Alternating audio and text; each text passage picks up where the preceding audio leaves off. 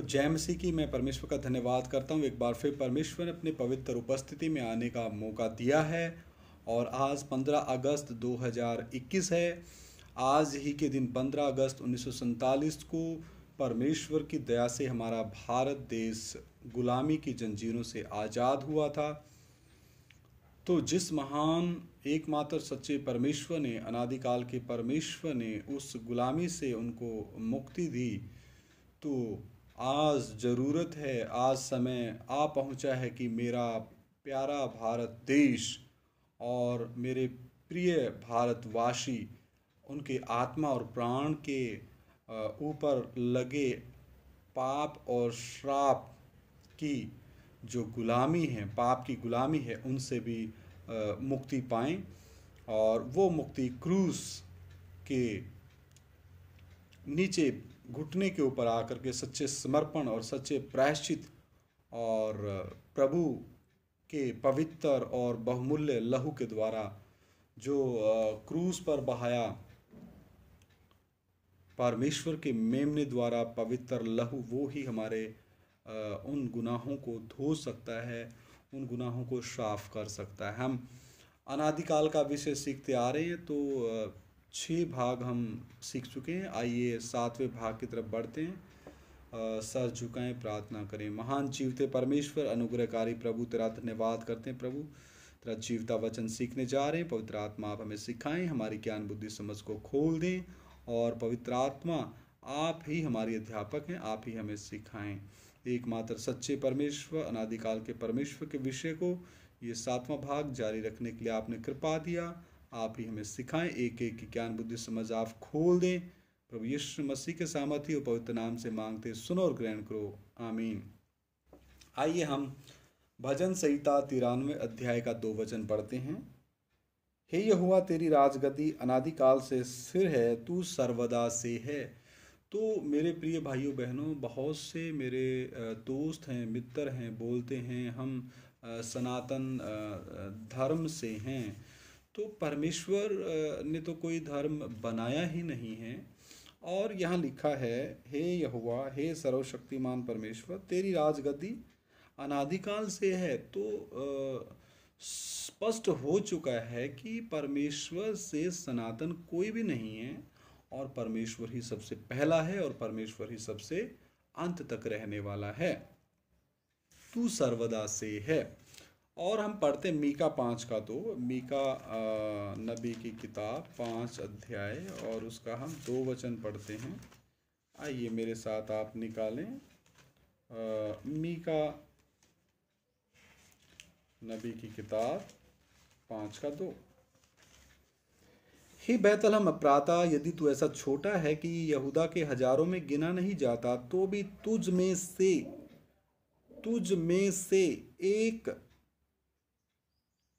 से मेरे लिए एक पुरुष निकलेगा, यानी कि मनुष्य जाति के पापों और श्रापों से मुक्ति देने के लिए परमेश्वर देहधारी होगा, अपने दूसरे व्यक्तित्व में प्रकट होगा और वो हम पापियों के पापों और श्रापों को उठाएगा, क्रूस पे जान देगा। अधलों की आग में आत्मिक तौर पे भी हम हमारे जो पापों का जो सजा था, कि जो मौत थी, वचन कहता रोमियो की पत्री 3 का 23 कि सब ने पाप किया है और परमेश्वर की महिमा से रहित हैं। और रोमियो की पत्री 6 का 23 कहता है कि पाप की मजदूरी तो मौत है। तो मौत अर्थात नरक की आग। तो परमेश्वर ने आत्मिक तौर पे वो भी कीमत पूरी की, शारीरिक तौर पे क्रूस के ऊपर दुख उठाया और तीसरे दिन मुर्दों में से जी उठा। यहाँ पे वो ही पुरुष की बात हो रही है कि मेरे लिए एक पुरुष निकलेगा जो इजरायलियों में प्रभुता करने वाला होगा, और उसका निकलना प्राचीन काल से वरन अनादिकाल से होता आया है। यहाँ भी जो शब्द आया है कि अनादिकाल से होता आया है, बिल्कुल स्पष्ट है, इसमें हमें कोई और शक और सवाल की गुंजाइश नहीं है। यशायाह 7 का 14 वचन हम देखते हैं। यशायाह नबी 7 अध्याय और 14 वचन। इस कारण प्रभु आप ही तुमको एक चिन्ह देगा, सुनो, एक कुमारी गर्भवती होगी और पुत्र जनेगी और उसका नाम इम्मानुएल रखेगी। और मती की अंजील पहला अध्याय 23 वचन में लिखा है, देखो एक कुंवारी गर्भवती होगी, पुत्र जनेगी और उसका नाम इम्मानुएल रखेगी, जिसका अर्थ है परमेश्वर हमारे साथ है। कौन साथ है? परमेश्वर हमारे साथ है। तकरीबन 750 साल पहले यशाया नबी की किताब, यशाया नबी ने ये भविष्यवाणी की है। यशाया नबी ने परमेश्वर की पवित्र आत्मा से प्रेरणा पाकर पवित्र आत्मा ने यशाया नबी को कहा कि ये लिख, और वैसा ही हुआ।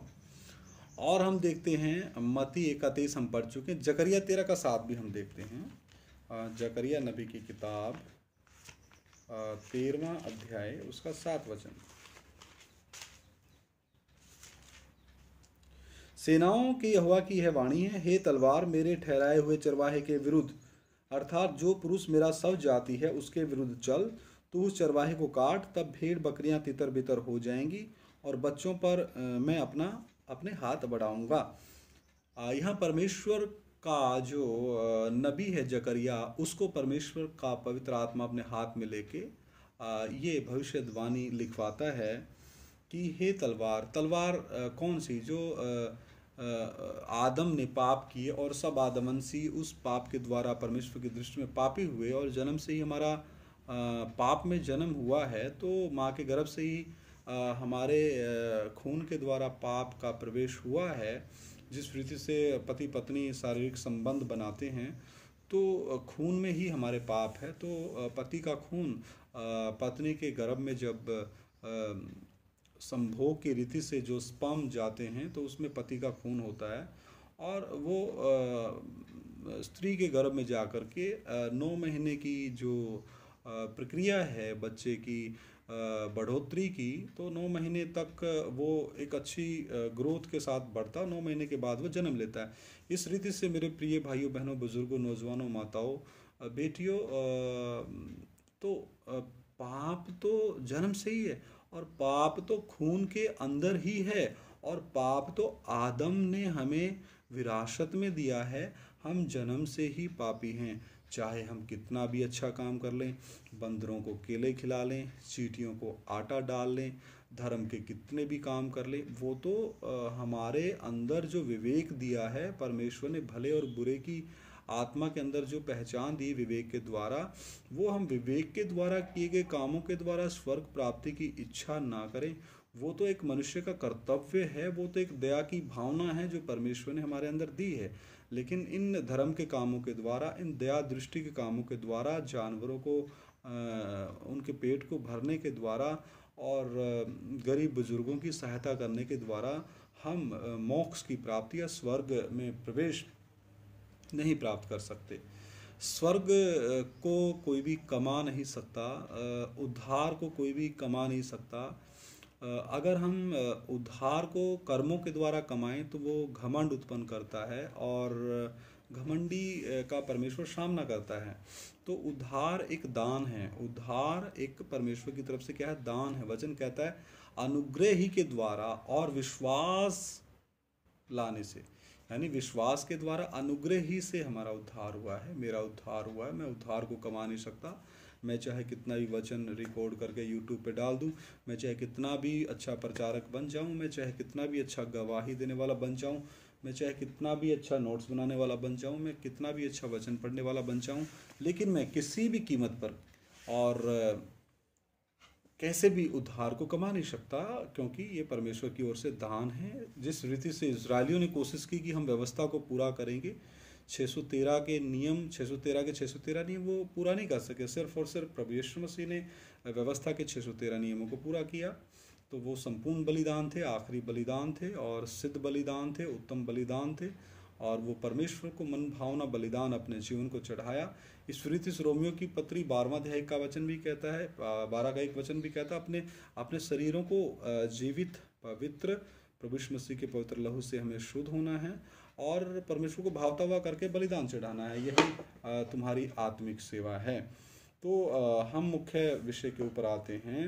जो वचन में यहाँ पे लिखा है, यशाया नबी, जकरिया नबी की किताब 13:7 में लिखा है, जो हे तलवार मेरे ठहराए हुए चरवाहे, यानी कि न्याय की तलवार जो आदम और आदमवंशियों के ऊपर गिरनी थी, वो परमेश्वर ने अपने दूसरे व्यक्तित्व, यानी कि परमेश्वर जब खुद देहधारी हुआ, परमेश्वर देह में प्रकट हुआ, पहला तिमुथियुस 3 अध्याय 16 के अनुसार कि वो देह में प्रकट हुआ है, तो इस रीति से वो हमारे पापों और श्रापों को उठाने आया। तो आगे भी क्लियर लिखा, जो पुरुष मेरा सब जाति है, यानी हम एक हैं। बेशक हमारे व्यक्तित्व 3 हैं, पिता, पुत्र और पवित्र आत्मा, लेकिन हम एक हैं, एकमात्र सच्चा परमेश्वर, मैं जो हूँ सो हूँ। परमेश्वर का वचन कहता है निर्गमन 3 अध्याय 8 वचन में, उसके विरुद्ध चल, यानी कि परमेश्वर जो न्यायी हैं और परमेश्वर जो धर्मी हैं। तो परमेश्वर न्यायी और परमेश्वर प्रेमी होने के कारण और परमेश्वर न्यायी होने के कारण पाप की मजदूरी मौत है।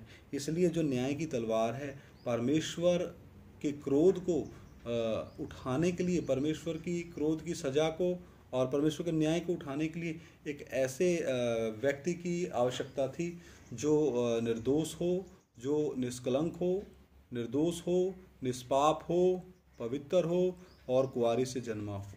हालेलुया।